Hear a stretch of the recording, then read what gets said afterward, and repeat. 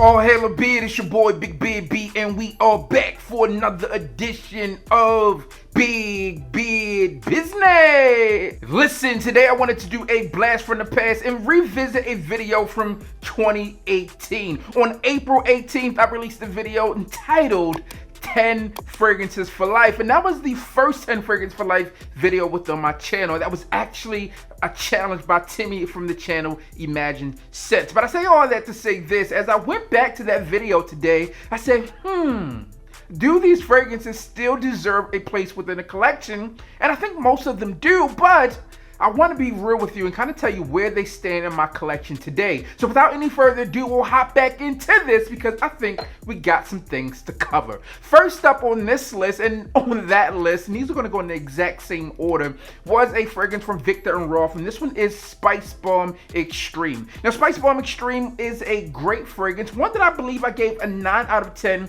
in the official review. This one is spicy, it's sweet, and it does a lot of things right. I placed this on the list for 10 for life because at that time in 2018, I thought this was a fragrance that I would continually wear over and over again. And although it is it worthy enough to be in a fragrance list forever? And the amount of time that I recommend this fragrance today, 3 years later from the time that I actually recorded that video, I would say yes. I still rock hard with VIKTOR and ROLF SPICEBOMB Extreme, and although there has been a number of flankers that have released since then, I still believe that this is one of the top tier fragrances within that collection and series of fragrances, VIKTOR and ROLF SPICEBOMB Extreme. Next off, I went to a fragrance that was new, and this was probably the newest fragrance on this list, as I believe this fragrance released in 2018, and it was on the list then. And this was kind of like an early indicator on what I thought this fragrance would do, and I think I'm right so far. The fragrance comes from Coach, and this one is Coach for Men. This is a great everyday wear fragrance. It doesn't have anything that's super amazing about it, but it is a great quality fragrance that I think a lot of people out there enjoy. And because of that, in addition to the decreases in price that we've seen this fragrance have since 2018, it's one of those fragrances that I would keep in my collection and continue to rock with confidence as I do today.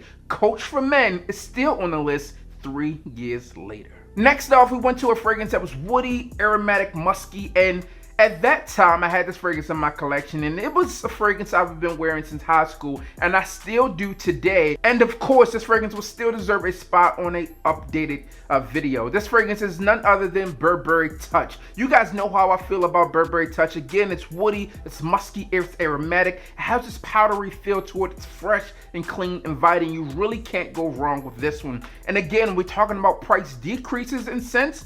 This one here, you could probably pick up 4, maybe 5 bottles for about $100, depending on where you're looking. So because of that, I think that this fragrance is one that I would continue to wear.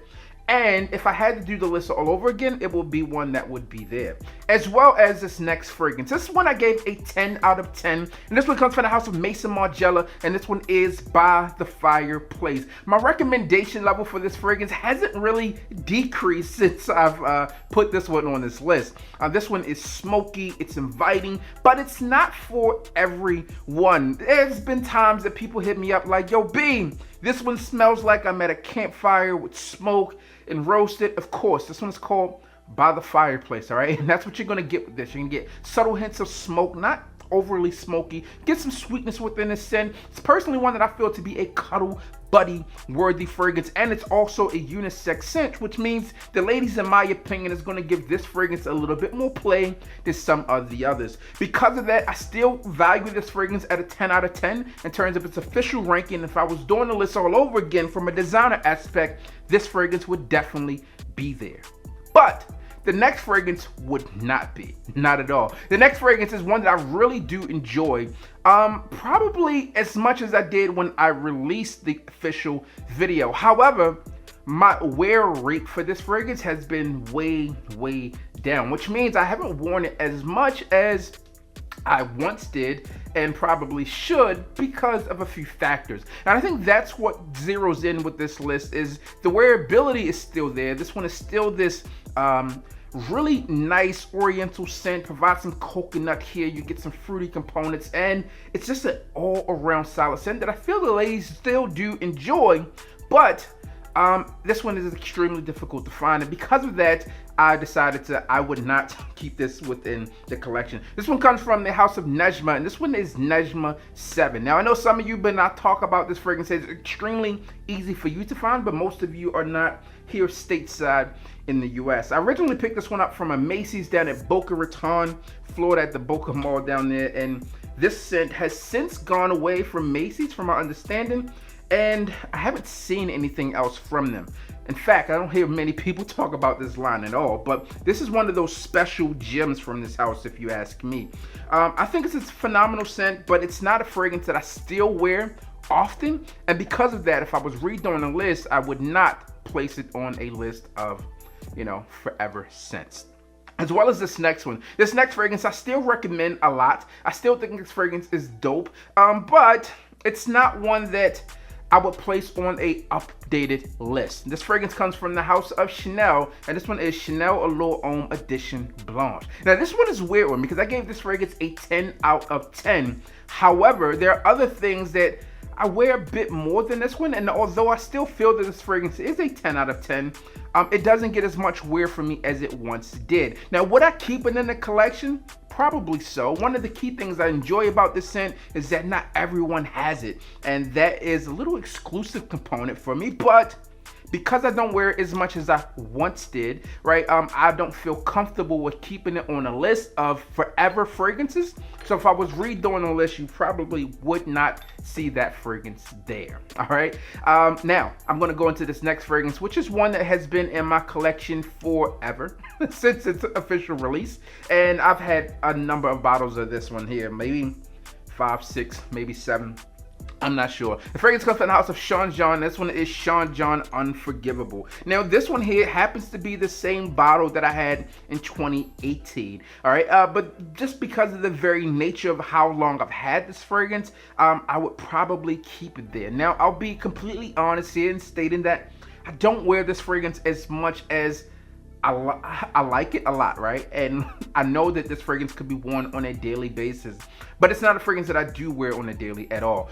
In fact, this is probably at this point one of those fragrances that I revisit on a lazy day, you know, in between testing new fragrances, and one of those fragrances that I often just come back to if I'm going to recommend a cheapie to someone that's going to be high quality. This is when I grab this fragrance. A lot of you know how I feel about this scent. If you have not checked out the official review, make sure you do, because I think that this fragrance does offer a lot, but simply because I don't wear it as much as I once did, that is a fragrance that I probably could go without adding to a new list. Now, the next fragrance comes from the house of Tom Ford, aka Tom Ford, and this fragrance is none other than Tom Ford Noir Extreme. Now, I think my wife and I really picked this fragrance up together, and this one does a lot, right? This fragrance is this oriental spicy fragrance that has a cardamom, you have vanilla here, and it's a very sensual fragrance, and coming from the master of seduction himself, it should be. This fragrance does a lot for me, and because of that and nostalgia that I have with this fragrance, I would likely keep it, especially when we're narrowing it down to designer fragrances. Now, I know there are others that really have a similar scent profile, or at least offer the same thing, as I'm thinking like Bulgari, Man in Black. That one's a fragrance that I think provides a similar vibe. But if I'm looking for the upper echelon, top tier scent, then I would say that this is the one that I would go for. And because of that, if I were doing an updated list, this is still one, 3 years later from that video, is one that I would recommend and keep within the collection. All right, now we're down to the final 2 fragrances here, and this next one here is from Armani, and this one is Acqua di Gio Profumo. All right, now Profumo has seen a variety of flankers over and over again over the years. In fact, we think of this one from the most recent, Profundo Lights. All right, but this one here is still a top quality scent. Now, there has been some rumors here about this one being discontinued, but today, at the time of recording this video, I think it's still easily accessible. So because of that, this is one that I would say, yes, it still deserves to be on the list. It's still a great fragrance, especially if you're rocking the fragrance to the office. Hey, This is kind of like your workhorse, do all fragrance that's going to perform, smell great, have your longevity, projection is going to be there without really going overtly too far on that, right? Especially in your office situation. This one does work. However, this is not a fragrance that I wear as often as I once did. In fact, I think of a lot of other fragrances that still provide the clean quality to it that I kind of defer to. Now, here's the deal. We're talking about designer fragrances here. Now, when I'm thinking of office situations for me today versus, I mean, I still did it then, but versus where I was like, you know, earlier on in my career, I would probably still go designer routes. However, today, when I'm thinking of making a statement or impact within the office, I'm going niche, all right? So because of that, this is one of those fragrances that I could throw out of the collection in terms of the top 10 I would have to keep from a designer perspective. But I still think that fragrance does a lot for a lot of you out there. And if you have the opportunity to get your hands on it, while it's still readily available, I would say it's one that would be great to keep in the collection. You might see some value for that one on an increase down the line. And the final fragrance here comes from Dolce & Gabbana, and this one is Dolce & Gabbana The One. Now, this one is in the collector edition bottle, but this is the EDT, or the original concentration. Here's the deal, all right? I still enjoy The One, but it's not one that I would still keep, all right? And if I'm looking at the list of what fragrances here that I would substitute and what fragrances are still needed, I think this fragrance has kind of run its course. There are other fragrances that I think really fit into that close encounter sensual feel a little bit better than this one does. Now, when this fragrance did come out, this one was top tier. And in fact, I don't think there's anything to take away from what this fragrance has done, or I don't think I would shy someone away from wearing this fragrance if they were looking for a date night scent. I do feel there are better alternatives out there, which is why I would take this one off the list.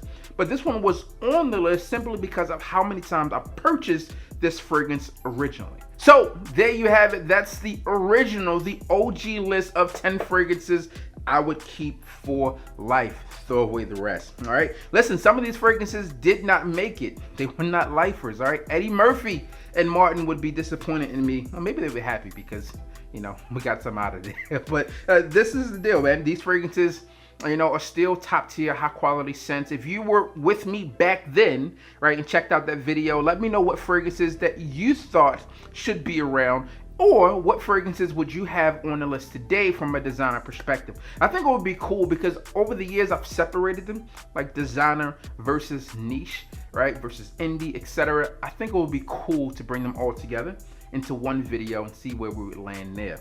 Now, if you have not had the opportunity to check out those videos, I would ask you to do so. And also, since then, your boy has released a fragrance collection. I have my own fragrance collection. In fact, I have recently released my second fragrance collection, which features 3 fragrances. So I could almost have a complete list all to myself there. If you did not check out the first collection, it featured Exalt Nuit, Soir Exclusive, Idola, Verve Matin, and Elation. This new collection, the first one was called the Enamored Collection. This new collection, I am off the books calling the E2 Collection. It features the Key, which is the key to compliments. It features Siesta Drop, which is really that uplifting fragrance that really helped me visualize and change my mind in terms of what success is.